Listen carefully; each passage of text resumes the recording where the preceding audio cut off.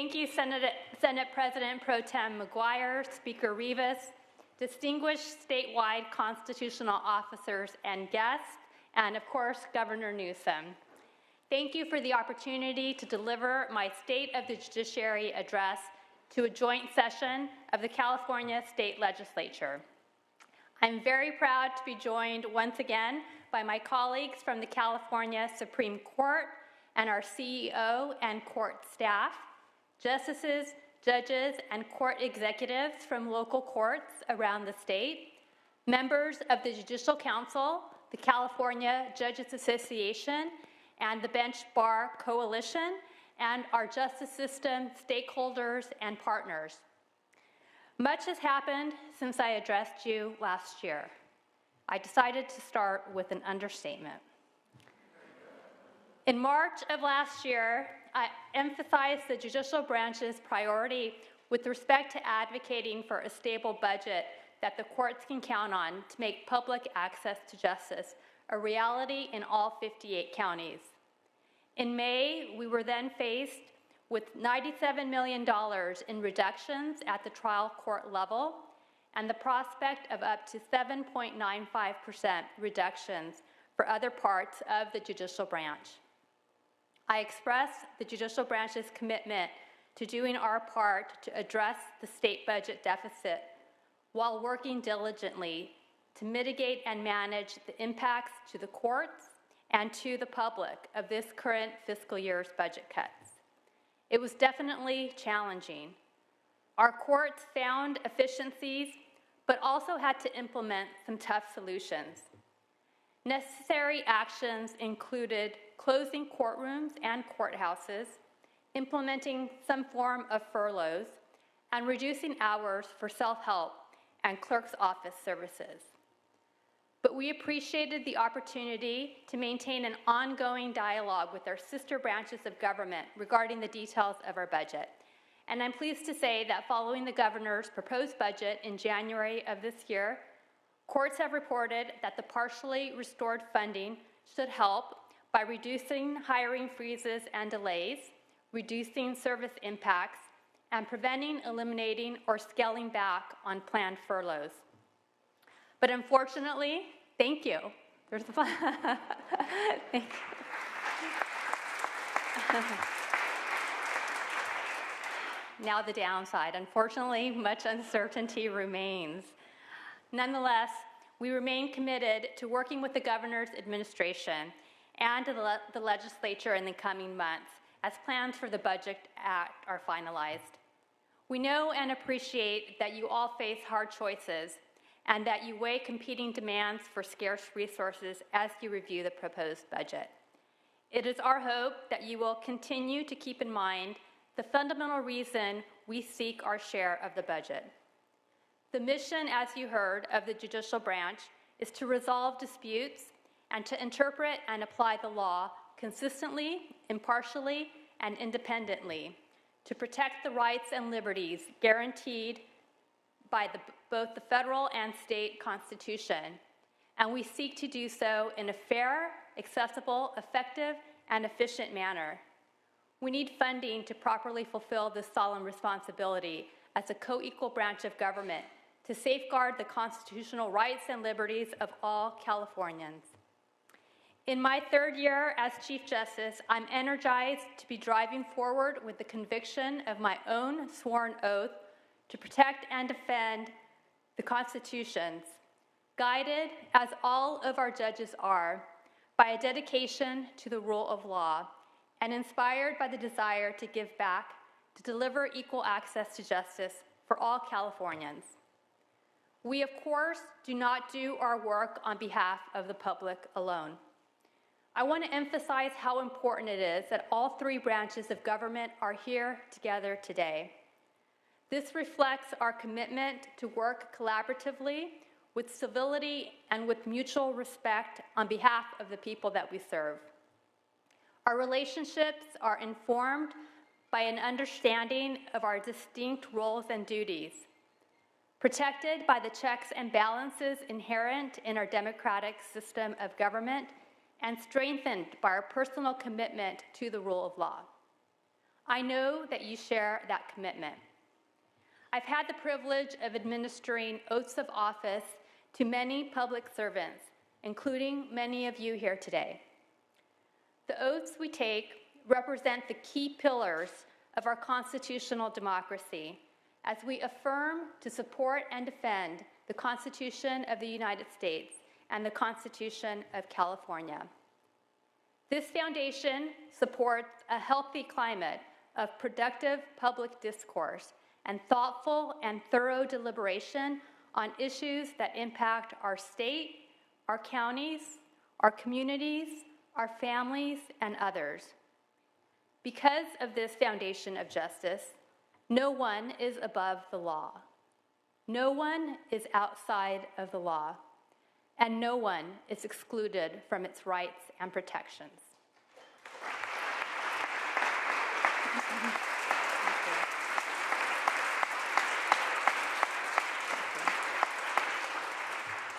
And so with these principles in mind, I stand here proud to say that the state of the judiciary remains strong and that we're ready, willing, and able to uphold our responsibilities and play our role to benefit the people who we serve in California.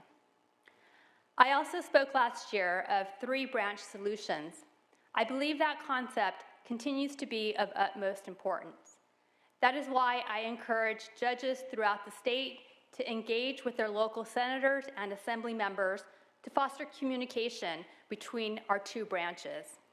And I continue to encourage all of you to meet with court leadership and staff in your home districts and to experience firsthand the services and the access that they provide to all of your constituents.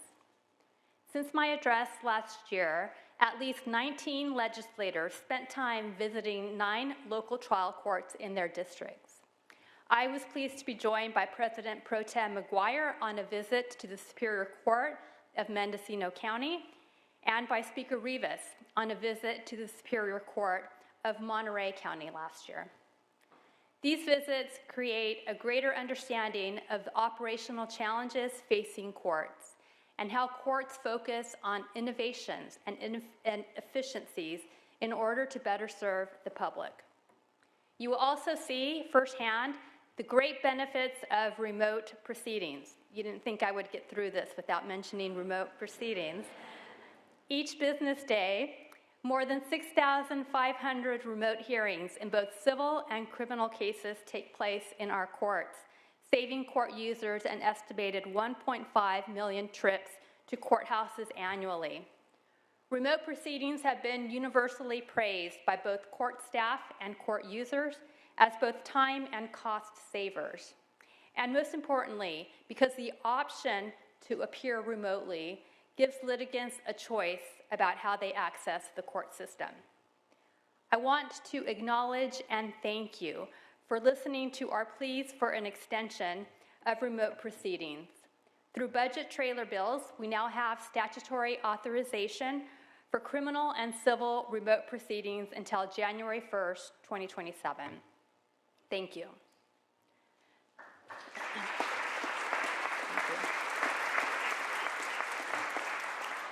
Through your visits to our courts, you will also see and hear from dedicated judges, court executive officers, attorneys, and staff who help make up the face of the judiciary.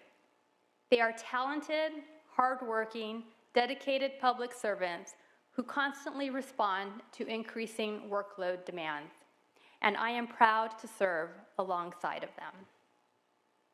Currently, we have about 67 judicial vacancies.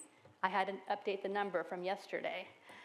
We're grateful to the governor and his judicial appointment secretary for their ongoing work to fill these vacancies. As was recently reported, with nearly 2 years left in his term, Governor Newsom has already appointed 586 judges, including 131 in 2024, putting him on track.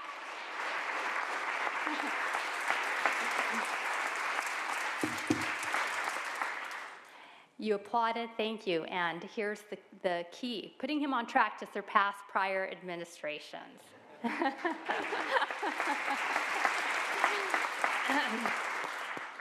We are all beneficiaries of Governor Newsom's commitment to identifying and appointing excellent judges and leaving a lasting imprint on the judiciary. Thank you, Governor.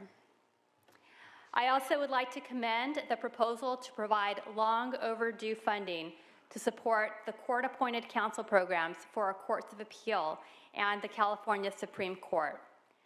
They support an important need to provide effective, efficient, and experienced counsel for appellants with death judgments and indigent defendants on appeal.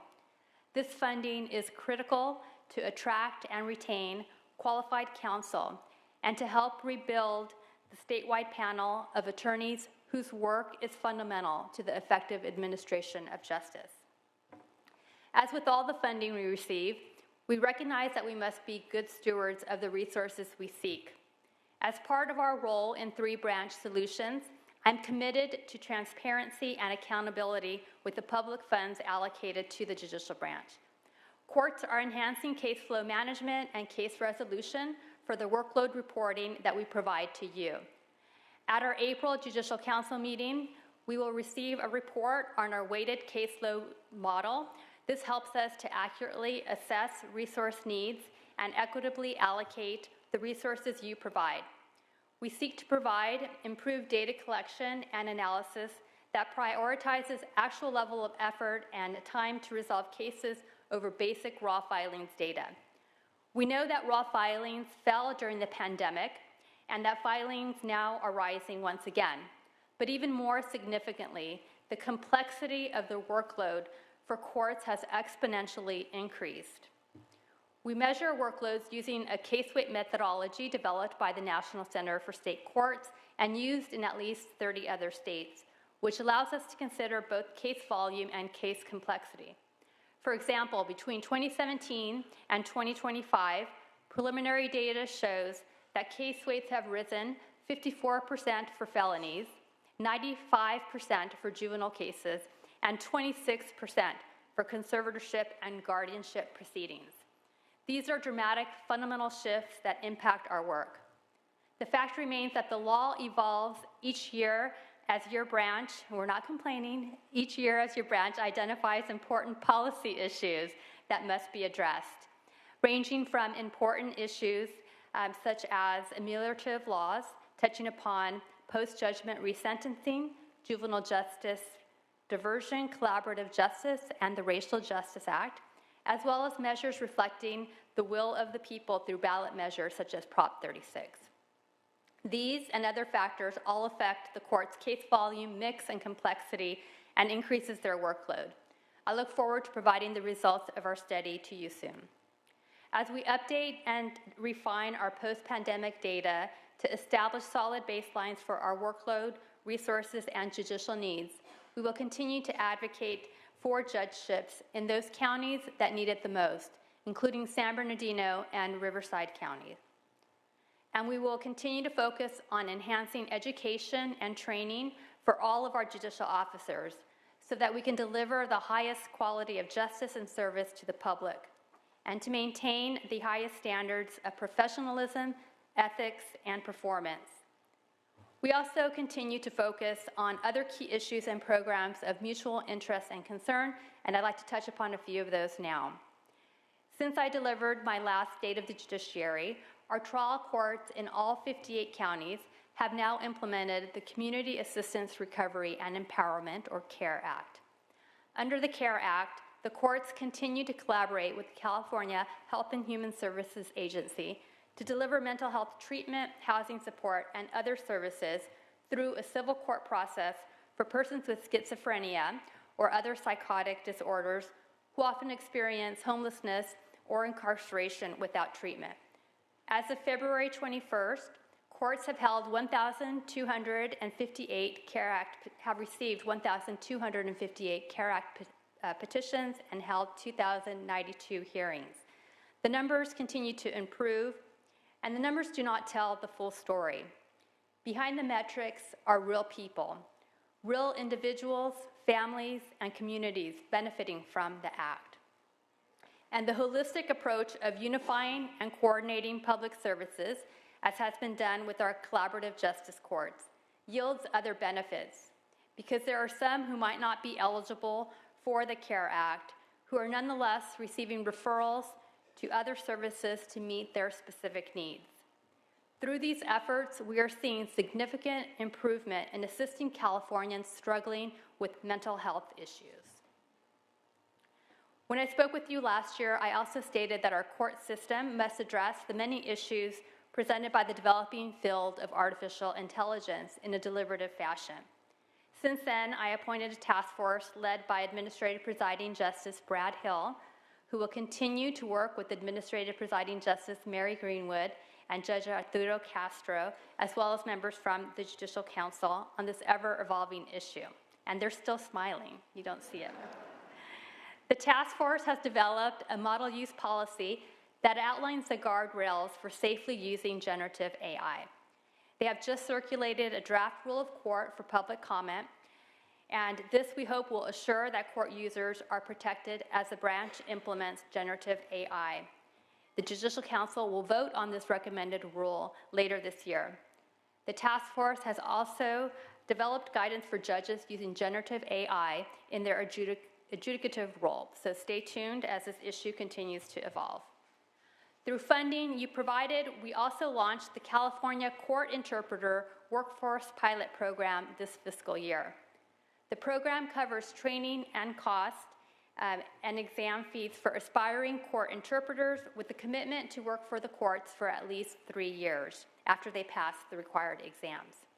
19 courts are currently participating. More than 1,000 applications have been received from interested candidates. 126 candidates are in the program currently, and the application cycle opens again this month. Because this is a 5-year pilot, we believe that the program will help address the growing need for qualified interpreters to serve California court users with limited English proficiency. Up next, the Court-Appointed Special Advocate, or CASA programs. They support trained volunteers appointed by a judicial officer to advocate for children who are under the jurisdiction of a juvenile court. Volunteers spend time with children, monitoring their service needs and providing child-focused recommendations to the court based on the best interest of the child. We have 45 CASA programs in 52 counties.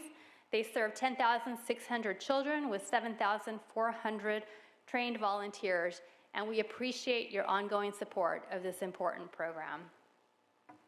The Council and the courts are also working with the California Department of Social Services to focus on a kin-first culture, the term used to describe a system that prioritizes placing children with their extended family network.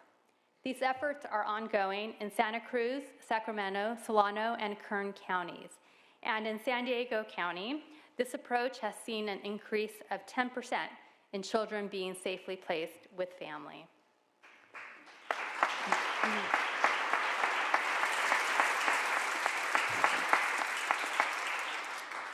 And through our Judicial Branch Facilities Program, not as exciting, but also important, we seek to design and construct functional, economical, and secure contemporary court facilities for all of these court users and members of the local community. With your support in the past year, the Judicial Council has successfully completed 2 new public buildings in Shasta County and in Riverside County. Construction continues on 3 projects anticipated to be completed this year and 1 in 2026. And in light of recent attacks and threats on courthouses, we continue to evaluate existing facilities to identify physical security improvements to make those courthouses safer for the public, judicial officers and court staff, and justice system partners. Through all of these changes and improvements, the judicial branch is demonstrating its ability to play our role in effectively and efficiently serving the people of California. Sometimes we face significant challenges along the way. The recent administration of the California bar exam comes to mind. As you know, the California Supreme Court and the legislature share an important partnership concerning oversight of the State Bar, with the court managing licensing and disciplinary functions and the legislature setting the attorney licensing fee and auditing the bar's governance and finances. Over the past 3 years, in light of high-profile failures to address attorney misconduct, we've both implemented reforms to address attorney accountability and improve the State Bar's operations. The court has implemented conflict of interest screening for key positions within the State Bar. We've implemented transparency measures to ensure that seated bar leaders annually disclose conflicts of interest, and we've approved a new rule of professional conduct that requires attorneys to report other attorneys for serious acts of misconduct. And the legislature undertook its important role in auditing the agency's disciplinary system and finances, updating the agency's disqualification standards, and creating a diversion program for lesser violations of attorney misconduct. And this partnership will continue as we investigate the failures surrounding the administration of the bar last month. We understand the high stakes that are involved for students who want to pursue a career and their dream, really, of being part of the legal profession. For those who dream of assisting others and dedicating their talents and skills for that purpose. For those who need the financial stability and the independence that will come from the jobs that depend on their ability to pass the exam. It's literally life-changing for many students.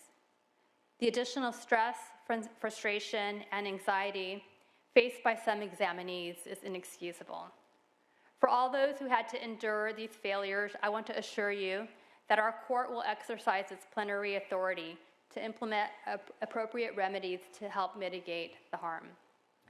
In response to these unfortunate circumstances, the court plans to enhance oversight over admissions, including the role of the Committee of Bar Examiners to ensure high standards and improve the administration of future bar exams. Even before the founding of our State Bar, the court depended on the Committee of Bar Examiners to set high standards for entrance into the practice of law. But in recent years, the examiner's role has been diminished. I intend to explore restoring the examiner's importance in these matters by increasing their oversight of the admissions process, including its budget and the administration of the bar exam.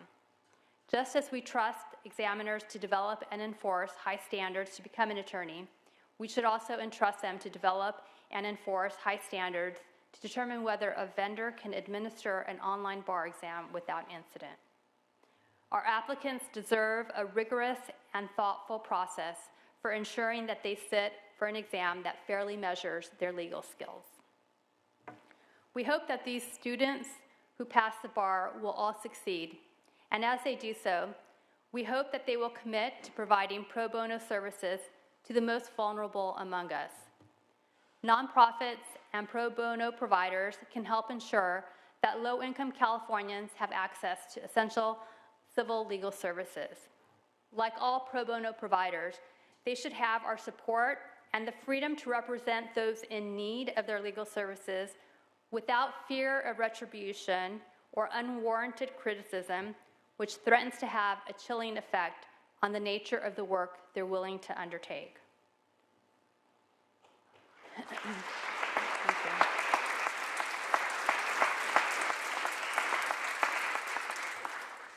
I would also like to address the considerable stress, anxiety, and confusion surrounding the issue of immigration policies and enforcement as they relate to our courts. The federal government, of course, has the right and obligation to do its job, but it cannot, consistent with the 10th Amendment, compel states to enforce federal immigration law.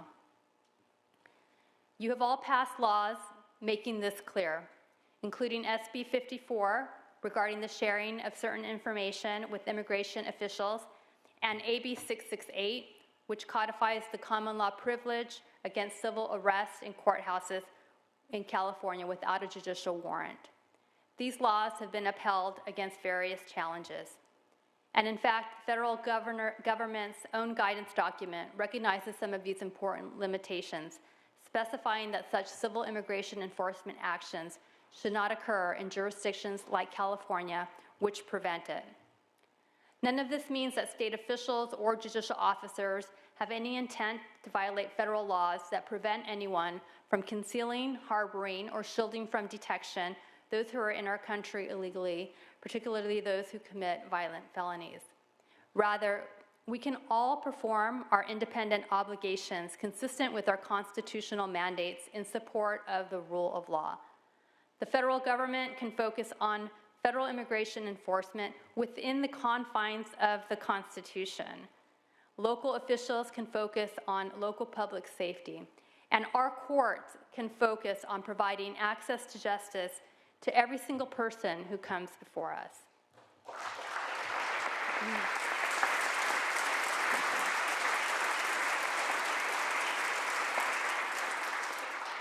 It is within our purview to ensure that all members of the public can freely and safely access our state courts, to safeguard individual rights, and to promote the fair and timely administration of justice. We will safeguard our authority and responsibility to do so. So I will close now with the same general thoughts that I opened with this year. The judicial branch remains steadfast in its commitment to provide fair and impartial justice in accordance with our constitutional obligations. And as we do so, whether we're talking about our financial operations, key issues and programs of mutual interest, or broader issues of public concern, I look forward with energy, enthusiasm, and commitment to working collaboratively with you as we continue to serve the public. Thank you for your attention.